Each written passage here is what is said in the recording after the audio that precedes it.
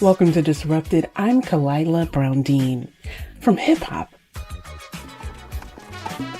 to salsa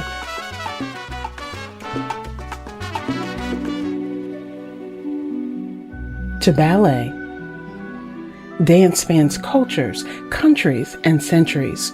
But despite that diversity, some forms of dance have been less than inclusive. In ballet, for example, Misty Copeland became the first Black woman to be a principal dancer with the American Ballet Theatre in 2015. That came nearly 75 years after the organization was first founded. Today, we look at how people of different races and abilities have been excluded from certain forms of dance. And we'll hear from people who are working to change that. Later in the show, we'll hear from Jennifer Wiesner about how she encourages kids from a range of backgrounds to dance at her studio in Norwalk. And Professor Anna Jayne Kimmel will talk about the surprising connection between dance and law. But first, India Harville is a disability justice consultant and founder of Embraced Body.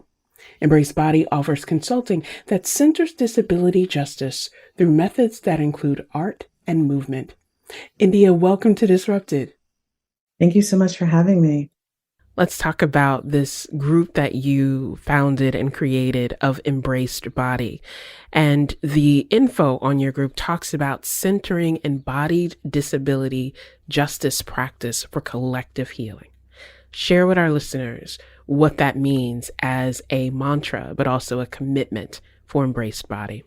Absolutely. And I will say up front that this is a practice and we're succeeding and failing probably in equal measure.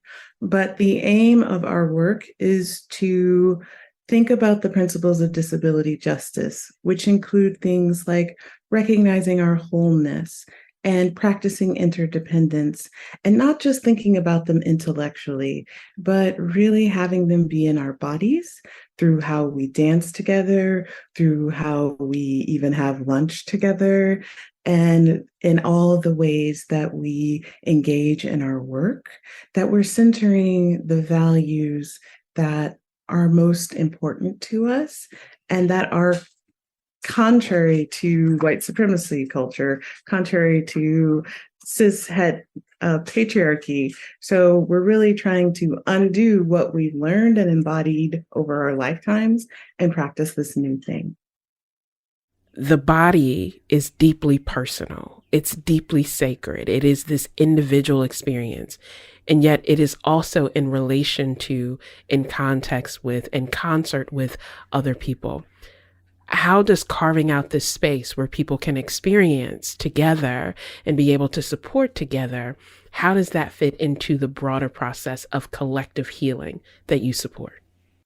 Glad that you mentioned that, because I think sometimes when we talk about collective healing, there's this tendency to think that it looks one way and it's the same for everybody. And that's absolutely not my experience. And so a part of the work is really affirming the individuality of folks and the ways that they need to move and learn and heal. And then figuring out how we can do that together in the same space, and not be at each other's throats because we think it should be done differently. So how do we each kind of have our individual path? How do we learn to have those individual paths in the same space? And how do we affirm each other in our differences and in our similarities? You are a performer in many different genres. You're also a dancer, and I've seen some amazing videos of the layers of that performance and how dance becomes this vehicle and tool for you. Talk to us about your journey in dance and sort of when you realize that, yes, I am a dancer and that I am in this space. Dance for me started as a spiritual practice.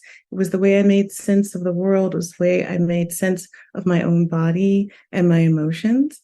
And so that was my entryway into dance. Inside of that, I started to recognize people started telling me I was a dancer. And that was really a powerful part of my journey. And then I realized, like, wow, being witnessed is really powerful. And sharing story and allowing people to experience something that may not be their life through the way I move and narrate my journey is really a place where I'm making impact. And that kind of got me hooked. What is it about dance that speaks to you, that speaks to spirit and allows our, for our listeners, as you were just describing that, India, your entire face lit up as you were reflecting on that connection, that experience, and the possibility to bear witness through dance. What is it about dance that speaks to you? For me, dance feels like my first language. I would say like movement and touch make a lot more sense to me than speaking. And I find dance to be a space that can hold all things. And everything that happens to me, everything that's going on in my life can come into dance and be witnessed, be transformed, be played with. And so I feel like that really is a part of why dance is so important to me. It is the place that makes my whole life make sense. You've been very open to talk about the challenges that you've experienced in your life, the sort of challenge between the things that you feel you couldn't control and the things that you redefined what agency looks like within body, within space, and within connection. How has dance allowed you to contend with or confront some of those challenges, but also see them differently as not limits, but different opportunities? Such a powerful question. I feel like for someone like me who's not classically trained in dance, who also has a body, my disabilities, I'm multiply disabled, and my disabilities cause me to have pretty wide swings in my capacity from day to day. And none of that is how most people think about dancers. The kind of mainstream notion of dance is that you can control your body. It does what you want it to do when you want it to do it. It looks how you want it to look. And I deliver none of those things. And so for me, there were a lot of times where I felt like I'm a poser, I'm not real, I'm not good enough. I made a whole performance piece about not being good enough or not being enough. And really, that reclamation happens inside of those spaces, like when I made that piece Enough. I shared with my audience, hey, I'm not classically trained. Hey, I don't practice the way mainstream dance worlds tell me I should practice. And I still think this is beautiful and has value. I'm going to make mistakes inside of this. I'm going to lie down on the stage and nap when I get tired. And all of this is quite contrary to the world of concert or performance dance. And I had to define my own path and way in dance and affirm that it was good. And that was a big part of the practice. How would you say that dance could become more inclusive of recognizing the different spaces that people inhabit and to really affirm the power of dance as this sort of mechanism for allowing people to embrace their power? What could dance do? I think in some sense, dance is really, as I mentioned, as mainstream dance really focuses on controlling your body and producing something in accordance to an external guidance system. I think interrogating that and inviting people into moving in ways that feel good for them and that bring forward something that they are curious about or that feels generative for them is one step. And then I think also really thinking about accessibility. I don't like accessibility checklists because that doesn't really get us where we need to be. That being said, we're not hitting the kind of bare minimum standards around creating accessibility. And so really getting those under our belts is important. And so is your studio accessible? Do you have ASL and captions and audio description? So getting some of those baseline accessibility pieces in place. And then really thinking deeply about what is missing. Often those checklists that are created don't think about multiply marginalized disabled people. So do you have gender affirming restrooms? Do you have hygiene products in all of the bathrooms? So are you thinking about trans and gender inclusivity? Are you thinking about your BIPOC students? Are you thinking about what's culturally appropriate and making sure that you're not appropriating, and delivering something that will feel resonant for a wide array of folks, or offering classes that are led by folks who are multiply marginalized and bring that wisdom into your spaces? So there's many, many, many pieces of thinking about this. I think I'll add one other piece is that there can be this kind of superficial, oh, I've done the things that make me look like I'm doing accessibility, but I haven't done any work myself. I haven't really moved. So really, and I always say this, and it's a lot, so I'm just going to warn you before I go there, but like, have you interrogated your own fears about disability? Have you sat with your mortality and your feelings about that? Because once you do that, you may not want to other disabled people as much. And that feels like a super important piece of the work as well.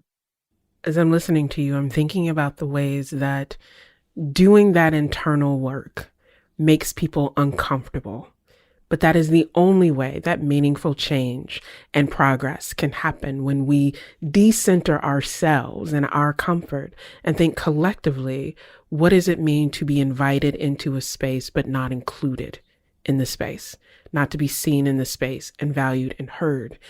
In some ways, India, I would say that's even more damaging than the kind of erasure that we've seen in dance.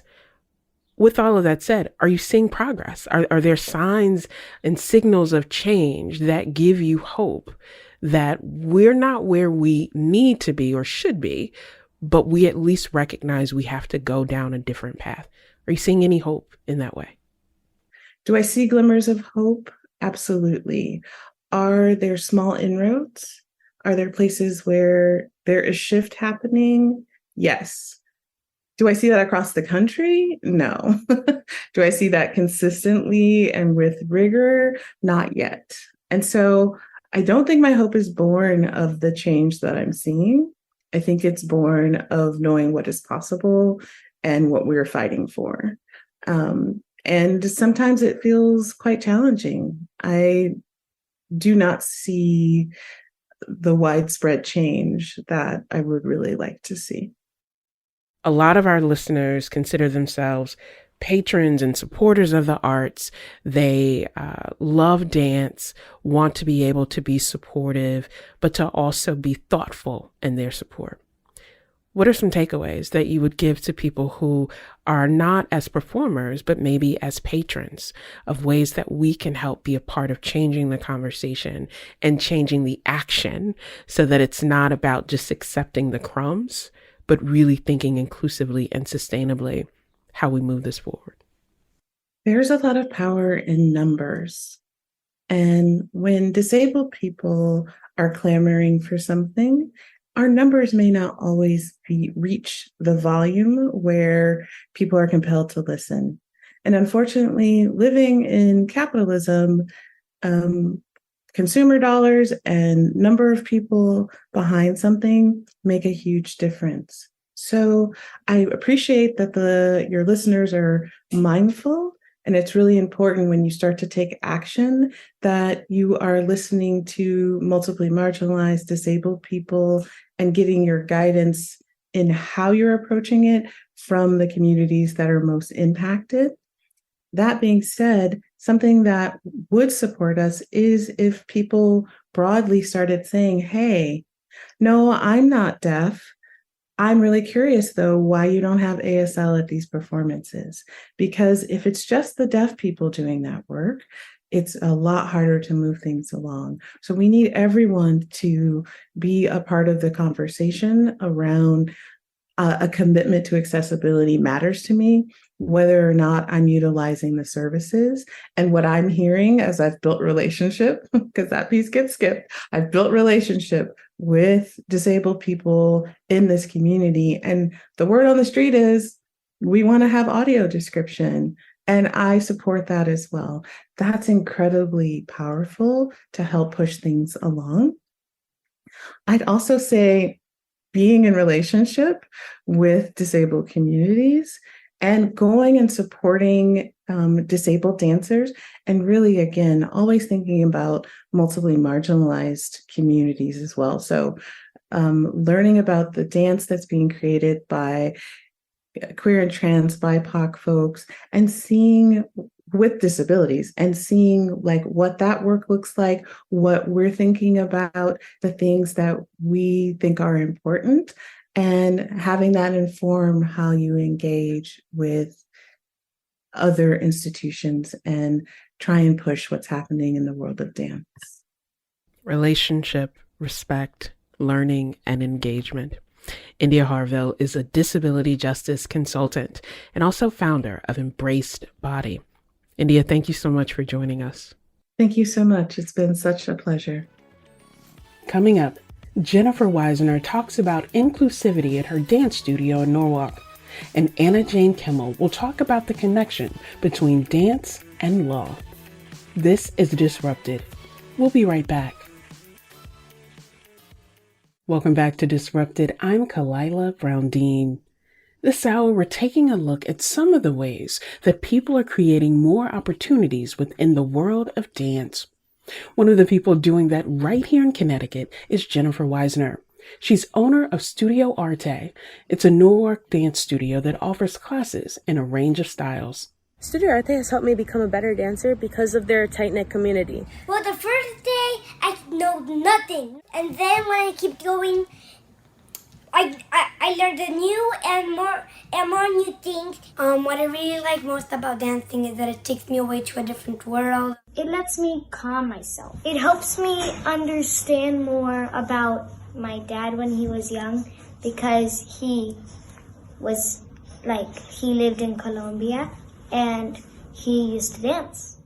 Those are the voices of some of Jennifer's students at Studio Arte. Jennifer, welcome to Disrupted. Thank you very much for the opportunity. Before we talk about the work that you're doing in the world of dance and how you're working to inspire people and connect people with that art form, I want to hear more about you. And so what was it about your childhood or your upbringing that introduced you to dance and that passion that stays with you today? Thank you for that question, because it brings a lot of great memories in my childhood. It actually was my parents, especially my father, that introduced me to this art form. I was 7 years old when he bought tickets to see a well-known internationally icon in dance. Her name was Alicia Alonso from the National Cuban Ballet. And for me, that was the day that I decided that I was going to be a dancer and I was going to take this path of being a dance teacher. My father did the introduction, and then my mother did the hard work, which was taking me to dance classes every day and be the driver. So I definitely have to give credit to my mother as well. There's a smile that comes across your face as you talk about that experience of having your father introduce you to dance, to be able to see this world-renowned dancer and performer, to imagine yourself in that direction, and then the memories of your mother connecting and making it possible. I'm curious, because you grew up in Ecuador. I'm curious what ballet meant for a young girl in Ecuador, because the ways that we think about ballet, the world of ballet, doesn't really look like people like me and you. What was that for you to have that as a dance form in Ecuador? There was no opportunities. There were very little opportunities in my country, especially in the arts, in any art form, not just ballet or dance. And that's actually one of the reasons that make me decide to come to the States, is for those opportunities that I didn't have when I was a young dancer then. I received the training. I was very grateful to receive the training back in Ecuador, in Guayaquil in particular, which is my city that I was born and raised. And I grew up in a small school it's a government school. It's still the only government school, dance school in the entire country. Instituto Nacional Raymond Molletonia is the name. And I'm very grateful for that, for those teachings, because I have awesome mentors, awesome teachers.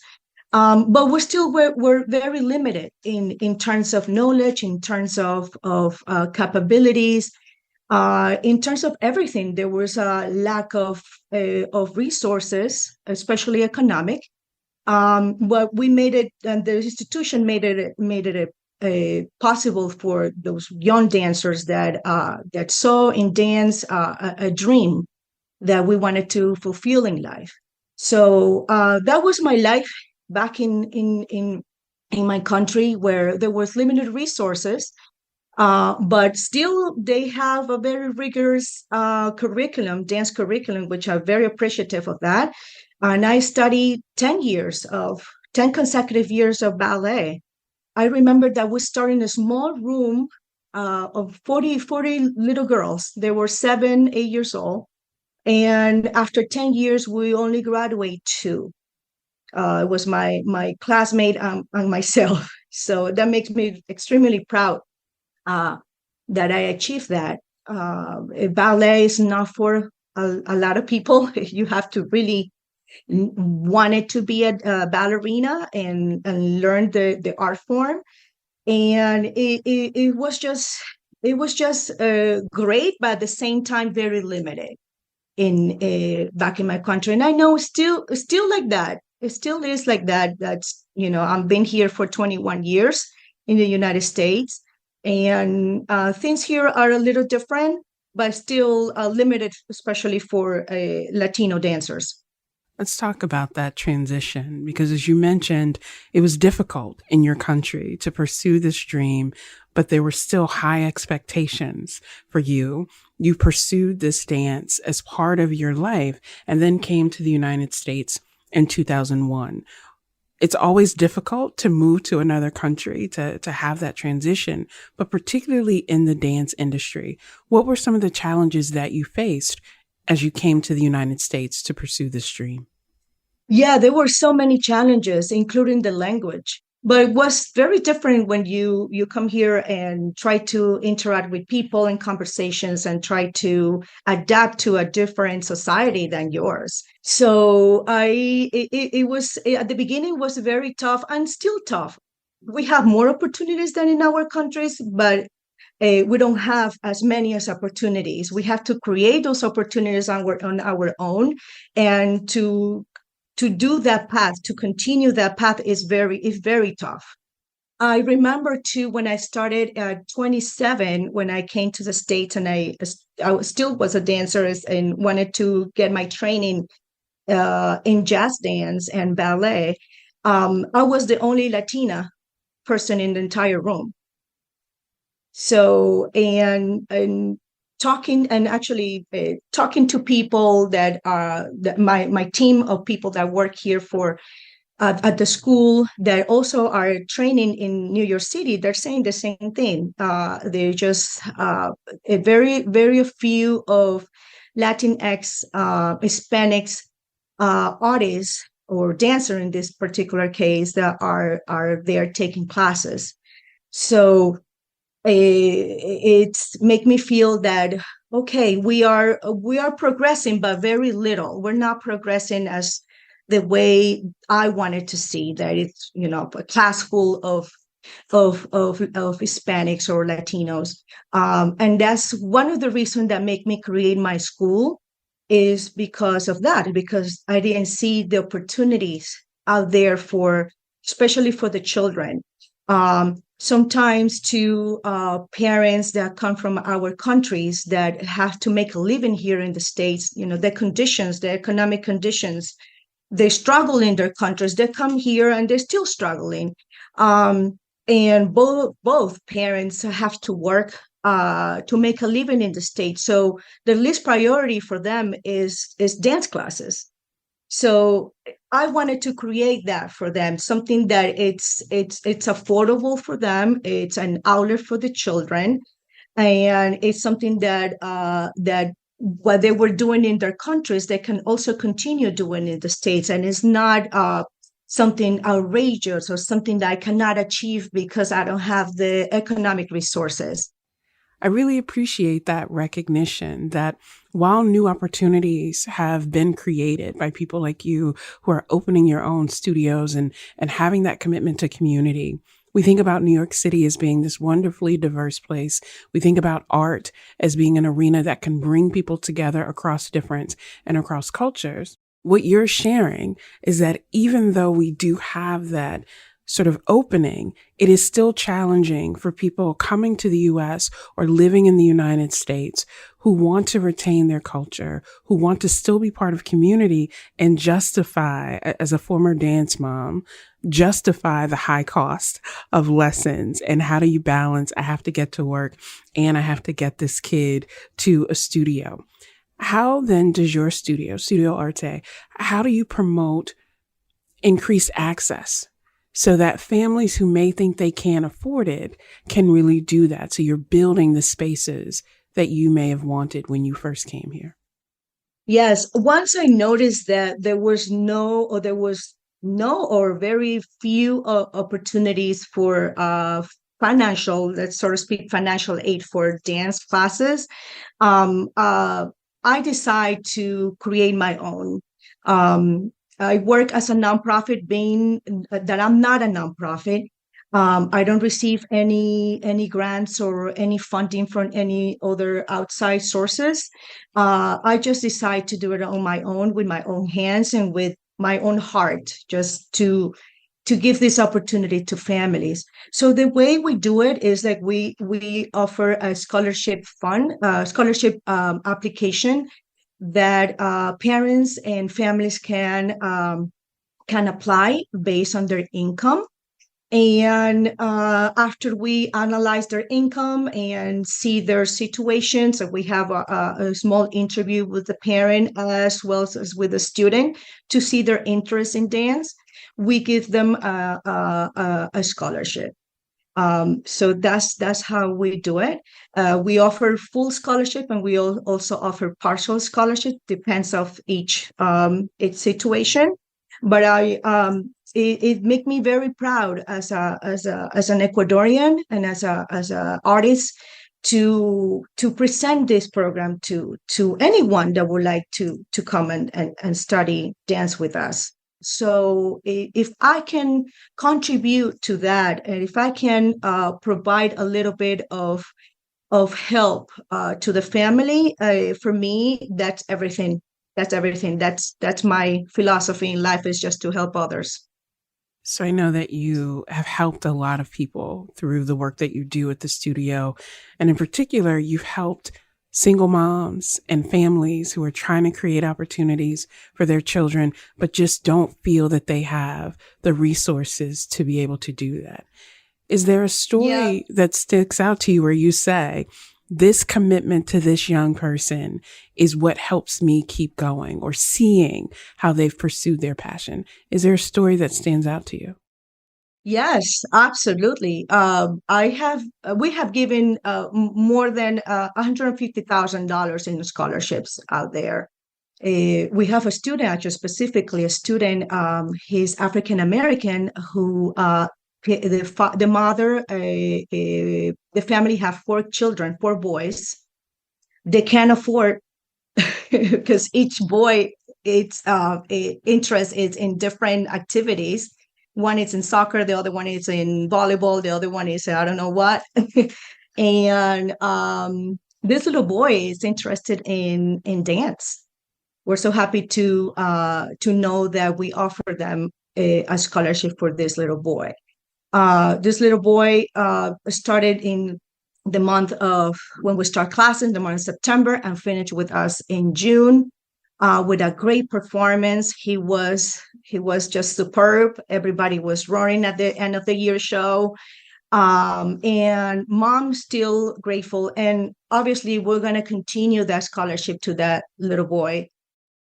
What's your message to young people who may be interested in dance, but think dancers don't look like me, or they don't move the way I do, or they may not have the same interests? What's your message to young people about the importance of dance?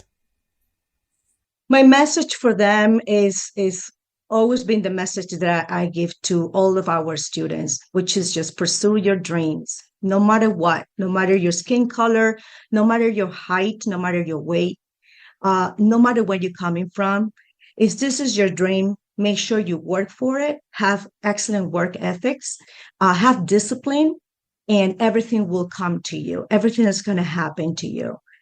My school is very family oriented. We try to go beyond just the simple steps of dance. We try to instill in them the self-esteem, the self-confidence, that eventually they would acquire that throughout the years. We try to tell them that love is first. We need to spread the love of the art. We need to spread the love of love to others. And this would dance make me more, to be more empathized to others, and to see other opportunities in other human conditions, and try to help in any way I can. So if you talk to any of our students, they are the same way as me. I love that idea. Pursue your dreams, and love is first. That's a message for all of us. Jennifer Wiesner is owner and director of Creative Movement, Ballet and Jazz at Studio Arte, dance studio in Norwalk, Connecticut. Jennifer, thank you so much for what you're doing. Thank you so much. Coming up, Anna Jayne Kimmel will talk about the connection between dance and law. This is Disrupted. We'll be right back. Welcome back to Disrupted. I'm Kalila Brown-Dean. This hour, we're looking at how dance can be a space for both exclusion and inclusion. For many of us, dance takes place on a stage or in a theater, but it can also be found on our streets and in public places. In 2020, we saw dance emerge as a form of political protest as millions of people flooded streets across the U.S. during the Black Lives Matter uprisings. Here to talk about the relationship between dance, law, and social justice is Anna Jayne Kimmel. She's assistant professor of dance at George Washington University and associate editor for performance research. Anna, welcome to Disrupted. Hi, thank you so much for having me. It's really my pleasure to join this incredible podcast. I'm very interested in your work as a scholar because it's at the intersection of two fields that we don't normally think of as being together. That's dance and legal studies. Talk to us about that overlap and how it shapes your approach to understanding the world of dance. Thank you. Yes, they are not often paired together, and that's precisely why I choose to study them. I think on the one hand, we consider dancers to be a space that exists primarily in the studio, in the rehearsal room, and one day on the stage. And we think of legal studies as operating both within law schools and in spaces of jurisprudence in courts. And those are very different spaces that we engage as a public. And yet, both spaces are very invested in the public body, in defining movement, sometimes even in policing or controlling movement, sometimes in liberating movement. And so I'm interested in what dance studies, both as scholars and as practitioners, can lend to a field such as legal theory that usually has a more rhetorical, linguistic, and rhetoric-based practice to it. Those moments of the public body, those intersections of power, of agency, the potential for both control and freedom also depends on where those bodies exist. And so your work doesn't just look at examples in the United States. You're really interested in a more global notion, looking at Arab and African regions as well. Why is it important for you to be able to bring in those other regions in understanding how the public body can exist?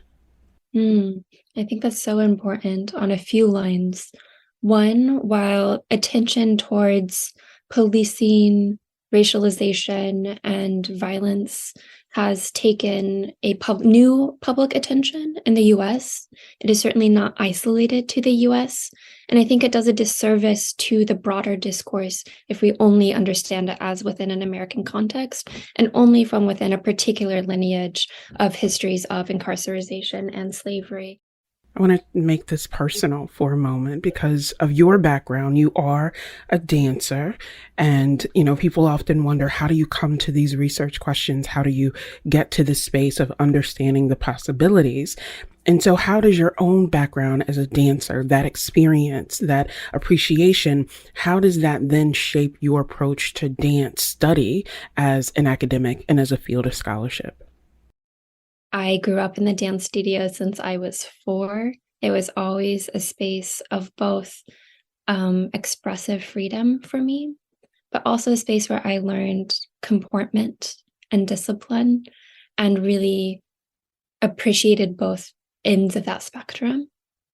I also grew up in a dance studio, particularly in the Midwest and what we might call Middle America. And I think that also informed both how I was receiving movement and the absence of other dance practices around me, and how I was relating more broadly to public circulation, if we want to call it such. There may be some listeners who are listening to this who say, look, I love dance. I appreciate it as an art form. I don't really understand how it is an academic area. Share with us that link between dance as art form, as cultural form, and why the study and understanding of dance and movement is important to move forward. I cannot underscore enough how much I see dance studies as an academic field. And yet I want to start from this standpoint that when I was first introduced to it, I was so hesitant and resistant precisely because of this. I had grown up as a practitioner of dance and a scholar of other fields. My background is in French studies, in cultural anthropology, and dance was my space of not doing my scholarship. Dance was my space of healing and my own practice. And yet, when I started to read certain scholars like Randy Martin, like Judith Himera, I realized that just like disciplines such as English and the humanities that take something like language that we all use on a daily basis, and yet has such a deep history in an academic tradition, movement politics surround us, just like language surrounds us. And dance studies to me is that space where we can start to break down what movement politics might mean. Sometimes this draws upon anthropological traditions where ritual and gesture are already a part of the discourse. Sometimes it draws on somatic and biomechanics and more of a biological interpretation or theorization. And sometimes it draws upon methods from history and the archive and how to study something that is fleeting and by definition ephemeral. And at that confluence is something that is so intellectually rigorous to me that to say that it is not does both a disservice to the artist, but also more importantly to me, a disservice to those who are not artists and could benefit from what the artistic practice is exploring together. You are a new professor. Congratulations, starting your first year. And you're also working on a book manuscript called The Absent Flesh of Law. Talk to us about that project. You started this conversation with the point that dance studies and legal theory feel so separate, maybe to you or to most listeners. And this book project is a case to say that not only can we benefit from theorizing them together, but there's historical moments in which they've always already been entangled. That what I'm presenting is, while perhaps interesting and hopefully relevant, I don't want to claim it as new. And I don't want to claim it as some invention that I've created. Rather, maybe we look back towards, say, Louis XIV, who at the same time that he was establishing the Code Noir, which was legal policy for defining colonialism in overseas departments of the French state and territories, he was also setting up the Academy of Ballet and setting up the particular gestures and rules and manuals that would define a dance tradition. So you had this one figure at the center of empire who At the same year, 1698, the same time, he was setting up these codes to police public bodies and setting up codes that would define an aesthetic body.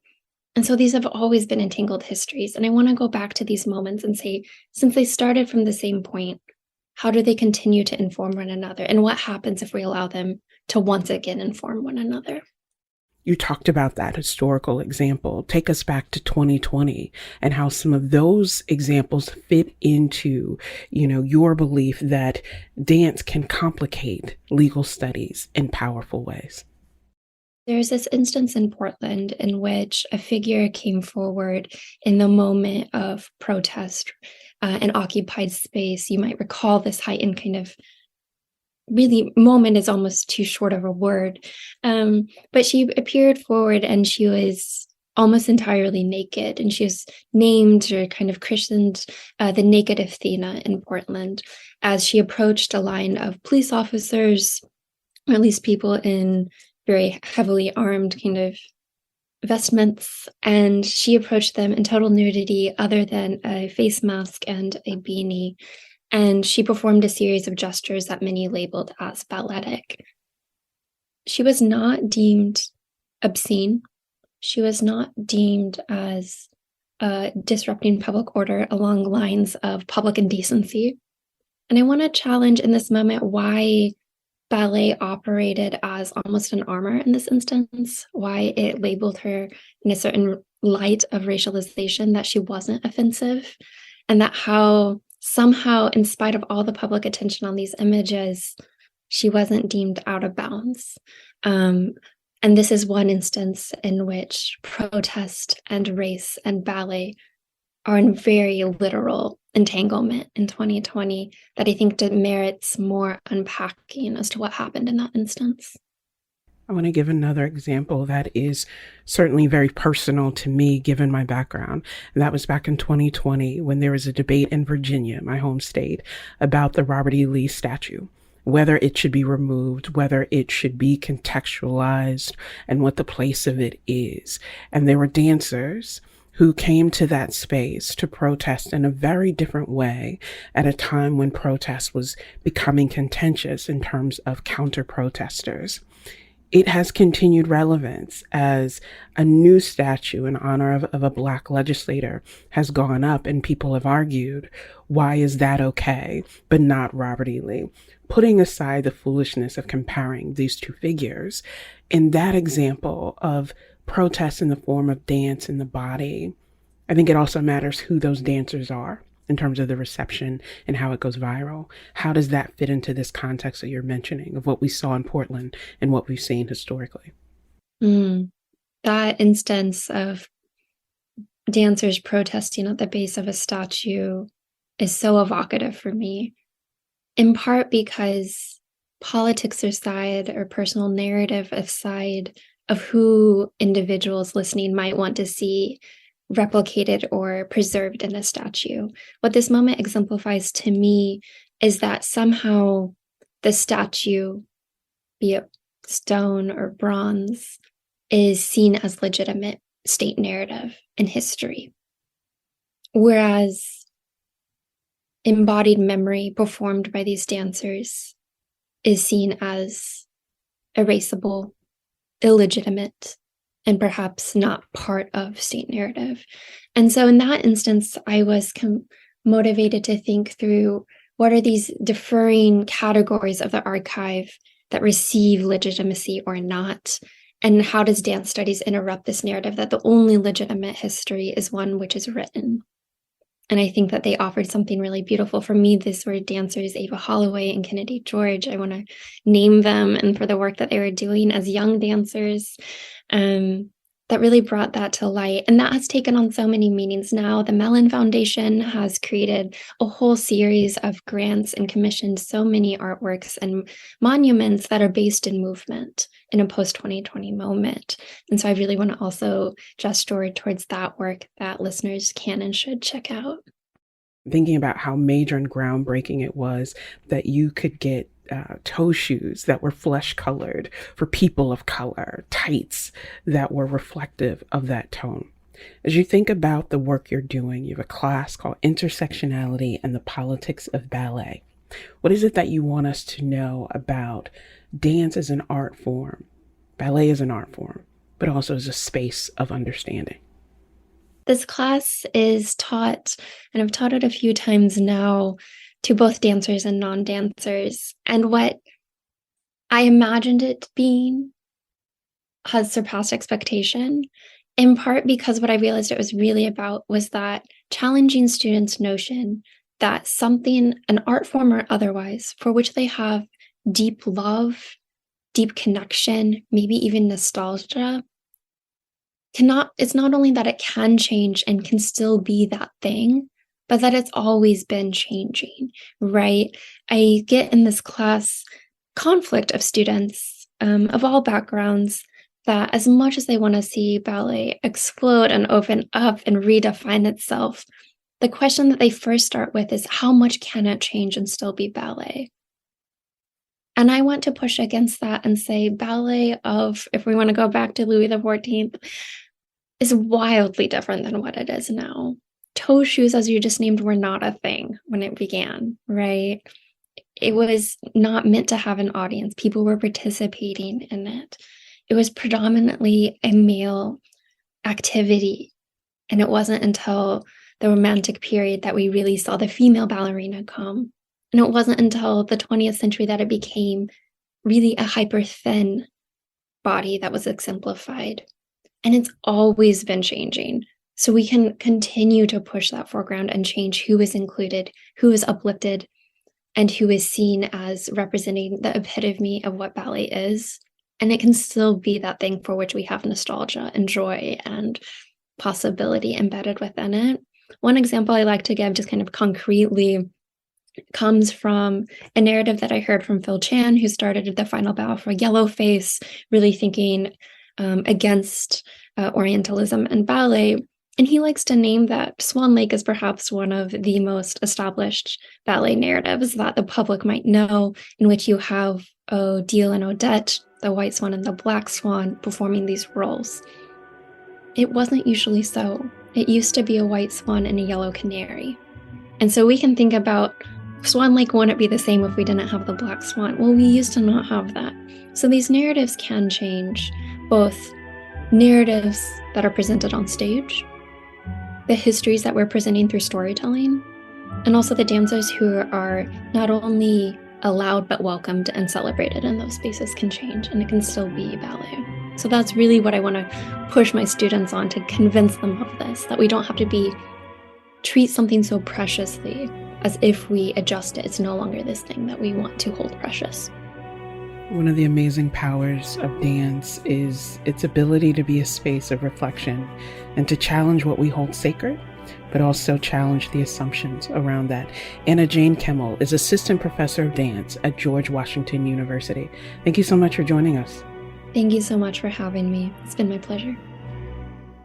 Disrupted is produced by Kevin Chang Barnum, Wayne Edwards, Meg Dalton, and Katie Tolarski. This episode was also produced by our interns Carol Chen and Elizabeth Van Arnam. Special thanks to our intern Stacey Addo. And you can listen to all the previous episodes of Disrupted by finding us wherever you get your podcasts. Just search for Disrupted and Connecticut Public. And if you love an episode, please remember to leave us a comment. I'm Kalila Brown-Dean. Let's keep dancing.